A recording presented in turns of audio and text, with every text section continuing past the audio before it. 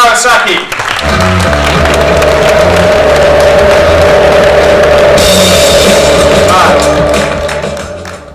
So this afternoon I'm going to talk about the lessons that I learned working for Steve Jobs. So let me give you the main lessons that I learned from Steve. So the number one lesson that I learned from Steve is that way before it was politically correct in America, he had this total attitude that the only thing that matters is competence. And I can tell you with total certainty that he didn't care what race you were, what gender you were, what sexual orientation you were, what religion, anything. All he cared was that you were good. His world was very black or white. It was good or terrible. There's nothing in between. It was that simple. That's the only way he looked at it. And I have a picture here. Recently there was a kind of a Macintosh reunion, and all of these women were direct reports to Steve Jobs. So they ran finance, and they ran marketing, and they ran PR, and all these things. And so we had this panel where she was the host, the woman in blue, but these 5 women all more or less reported directly to Steve. And they told their stories about how Steve took with him this woman to Japan to meet with Sony about using the Sony disk drive in the Macintosh. And the Sony people told him that they would not negotiate with her. And Steve told Sony, if you don't negotiate with her, you have no deal, we're leaving. So that's the kind of person he was. And this is way before all the political correctness happened in America. So this is a very valuable lesson that I learned from Steve. It's like, all you care about is the competence of the person. That's number one. Number two, what I learned from Steve is that customers really cannot tell you what they need. Going back to my morning presentation, if you went to someone who was buying your harvested ice, it's not clear that if you said, well, what do you need, could they describe an ice factory? And if you went to an ice factory customer, could they have described what they wanted for the next generation?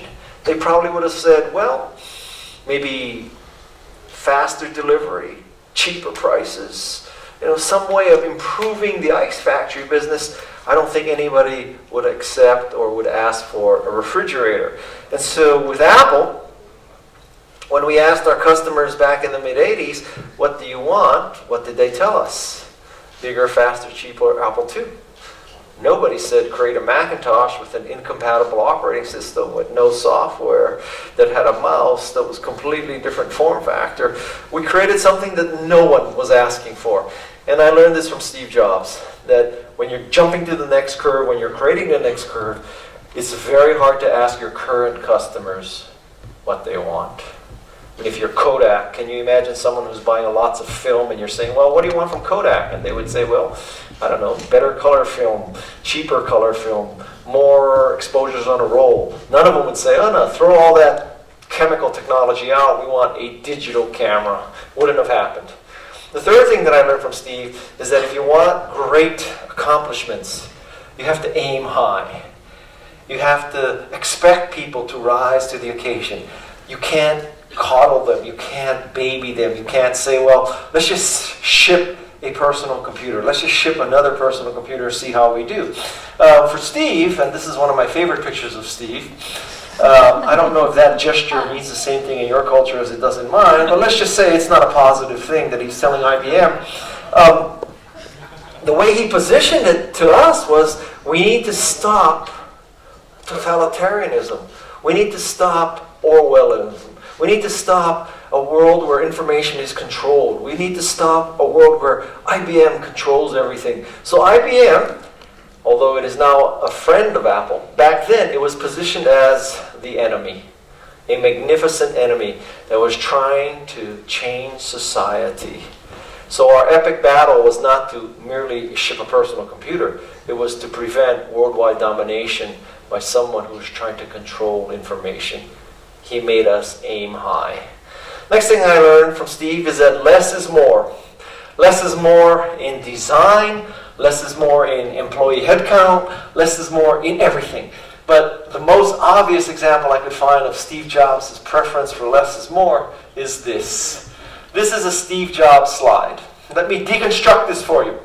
So we have one big graphic logo. We have the word iTunes. This is about a 200-point font.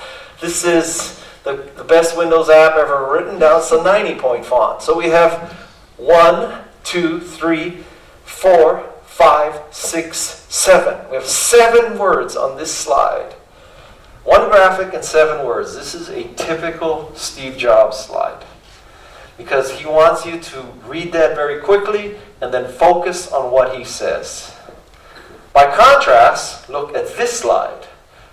Now you tell me, I'll give you half an hour. You can read this whole slide.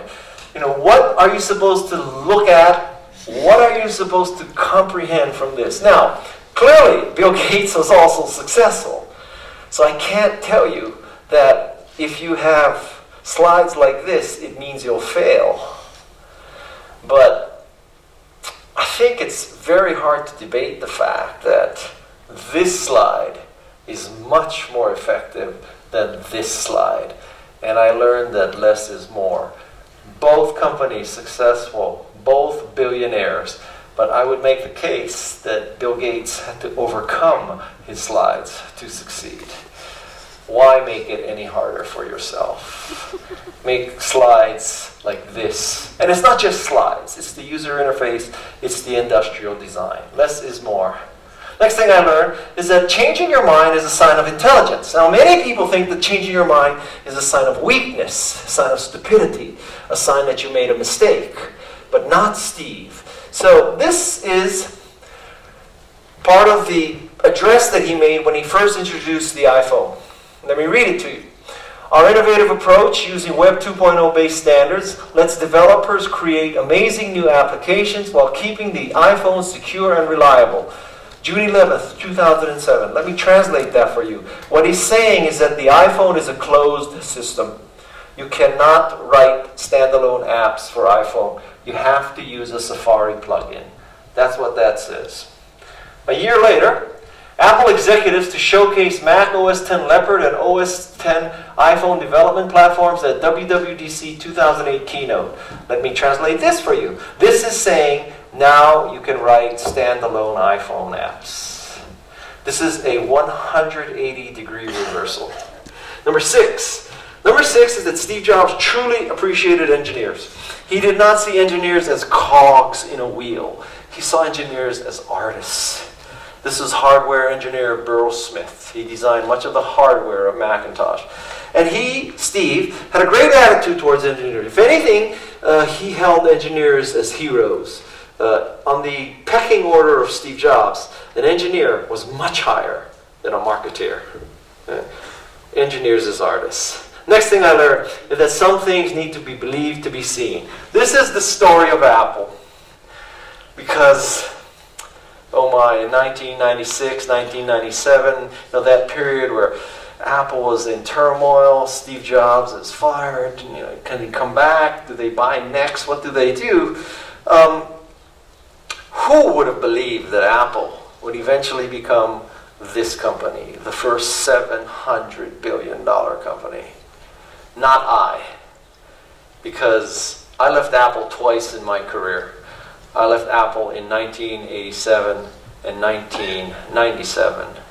If I had stayed either of those 2 times, I would not be here right now. I would be, I don't know where, but I wouldn't be. Not that I don't like it, but I would not be working anymore. And so what I learned is that most people believe, well, in order to believe something, you have to see it. Give me proof. What I learned from Steve is that the world can be quite the opposite. That if you believe in something, you'll be able to see it. If you believe that Dubai has a future in high technology, then it will happen. In my experience, in my career, a near-death experience is a very good thing if you don't die. It's a very good thing. It's life-changing. When Apple nearly died, it changed the company and turned the company around. So I'm not advocating that you go out and purposely try to die, but a near-death experience is a very motivating factor. Guy Kawasaki, thank you very much. It has been an absolute pleasure having you. Really appreciate it.